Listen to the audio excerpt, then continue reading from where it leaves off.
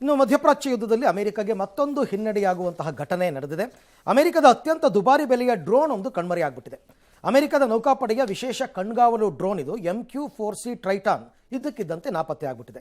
1600 ಕೋಟಿ ರೂಪಾಯಿ ಮೌಲ್ಯದ ಅಮೆರಿಕದ ಈ ಡ್ರೋನ್ ಹರ್ಮುಸ್ ಜಲಸಂಧಿ ಮೇಲೆ ಹಾರಾಡ್ತಾ ಇದ್ದಂತೆ ಮಾಯ ಆಗ್ಬಿಟ್ಟಿದೆ. ಪರ್ಷಿಯನ್ ಕೊಲ್ಲಿ ಹರ್ಮುಸ್ ಜಲಸಂಧಿ 3 ಗಂಟೆ ನಿಗಾ ವಹಿಸಿತ್ತಂತೆ. ಆಮೇಲೆ ಅದು ತನ್ನ ಬೇಸ್ಗೆ ಹಿಂತಿರುಗಬೇಕಾದ್ರೆ ಇದ್ದಕ್ಕಿದ್ದಂತೆ ಸ್ವಲ್ಪ ಇರಾನ್ ಕಡೆಗೆ ಹಾರ್ಬಿಟ್ಟು ಅದೇ ಟೈಮಲ್ಲಿ ಅದೇನೋ ಒಂದು ಕೋಡ್ ಕಳಿಸಿದೆ 7700 ಅಂತ. ಬಳಿಕ ವೇಗವಾಗಿ ಇಳಿದಿದ್ದು. ಅದಾದ ನಂತರ ಅದು ರಾಡಾರ್ನಿಂದ ಕಣ್ಮರೆಯಾಗಿದೆ ಅಂತ ವರದಿಯಾಗಿದೆ. ಡ್ರೋನ್ ಪತನಗೊಂಡಿದೆಯೋ ಅಥವಾ ಹೊಡೆದುರುಳಿಸಲಾಗಿದೆಯೋ ಅನ್ನೋದು ಸ್ಪಷ್ಟವಾಗಿಲ್ಲ ಅಂತ ಹೇಳಲಾಗ್ತಾ ಇದೆ. ಈ ಡ್ರೋನ್ ವಿಶೇಷತೆ ಏನು ಅಂತಕ್ಕಂಥದ್ದು ಸರ್? ಡ್ರೋನ್ ವಿಶೇಷತೆ ಇಟ್ಕೊಂಡು ಏನು ಮಾಡ್ತೀರಿ ನೀವೀಗ? ಏನು ಮಾಡ್ತೀರಿ ಅಂದ್ರೆ ಅದು ಏನು ಯಾತಕ್ಕೋಸ್ಕರ ಬಳಕೆ ಆಗ್ತಾ ಇತ್ತು ಸರಿ, ಏನು ಮಾಡ್ತೀರಿ ಇದು ಇಟ್ಕೊಂಡಿಗೆ ನೀವು? Predator drones normally they fly in very high ಆಲ್ಟಿಟ್ಯೂಡ್ಗಳಲ್ಲಿ, ಸುಮಾರು ಒಂದು 50ರಿಂದ ಬಿಟ್ವೀನ್ 45 and 55, 45ರಿಂದ 55 ಸಾವಿರ ಅಡಿಗಳ ಎತ್ತರದಲ್ಲಿ ಸಾಮಾನ್ಯವಾಗಿ ಈ ಡ್ರೋನ್ಗಳು ಫ್ಲೈ ಮಾಡುತ್ತವೆ. ಜನರಲಿ ಈ ಡ್ರೋನ್ಗಳಿಗೆ ದಿ ಫ್ಲೈಯಿಂಗ್ ಕೆಪಾಸಿಟಿ ಅಂದರೆ ಏರ್ ಸಸ್ಟೈನಬಿಲಿಟಿ, ಅಲ್ಲಿ ಏರಲ್ಲೇ ಇರುವಂಥ ಕೆಪಾಸಿಟಿ ಜನರಲಿ 18ರಿಂದ 24 ಗಂಟೆ, 16ರಿಂದ 24 ಗಂಟೆವರೆಗೂ ಇರುತ್ತೆ.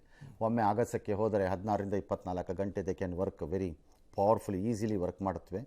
Then they to come back to ಬೇಸಿಗೆ ಬರಬೇಕಾಗತ್ತೆ ವಾಪಸ್ಸು. Some of them are armed, ಕೆಲವೆಲ್ಲ ಅವಕ್ಕೆ ಶಸ್ತ್ರಾಸ್ತ್ರಗಳು ಕೂಡ ಇರುತ್ತೆ. They can fire from that height ಇಂದ. ಆ್ಯಕ್ಚುಲಿ ಕೆಲವಕ್ಕೆ ಫೈರಿಂಗ್ ಇರಲ್ಲ. ದೇ ಜಸ್ಟ್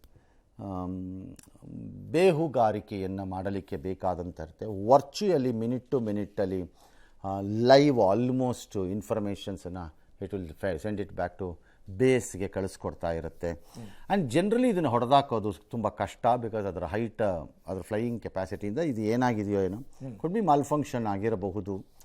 ಮತ್ತು ಒಂದು ಯುದ್ಧದ ಸಂದರ್ಭದಲ್ಲಿ ಒಂದು ವಿಮಾನ, ಒಂದು ಹೆಲಿಕಾಪ್ಟ್ರು, ಒಂದು ಹಡಗು, ಒಂದು ಬೋಟು, ಒಂದು ಟ್ಯಾಂಕು ಇವೆಲ್ಲ ಹೋದ ತಕ್ಷಣ ಹಿನ್ನಡೆ ಮುಗದೇ ಹೋಯಿತು, ಸತ್ತೇ ಹೋಗ್ಬಿಟ್ರು ಆರ್ಮಿರು ಅಂತ ಮಾತಾಡೋದು ಭಾಳ ಮೂರ್ಖತನದ ಪರಮಾವಧಿ. ಹಾಗಾಗಿ ಇದು ಏನಾಗಿದೆ ಅಂತ ಗೊತ್ತಿಲ್ಲ. Unless enemy has struck down. ವೈರಿ ಅದನ್ನು ಹೊಡೆದು ಹಾಕಿದರೆ ಅದರ ಬಗ್ಗೆ ದೊಡ್ಡ ವಿಶ್ಲೇಷಣೆಗಳಾಗಬೇಕಾಗತ್ತೆ ಹೊರತು ಅವ್ರ ಆರ್ಮಿನಲ್ಲೂ ಆಗಲ್ಲ ಅಂತಲೇ ಹೇಳಿಲ್ಲ. ಅದನ್ನು ಬಿಟ್ಟು ಟೆಕ್ನಿಕಲ್ ರೀಸನ್ಸ್ಗೆ ಆಗಿದ್ದರೆ ಯು ಕಾಂಟ್ ಹೆಲ್ಪ್. ಎಸ್.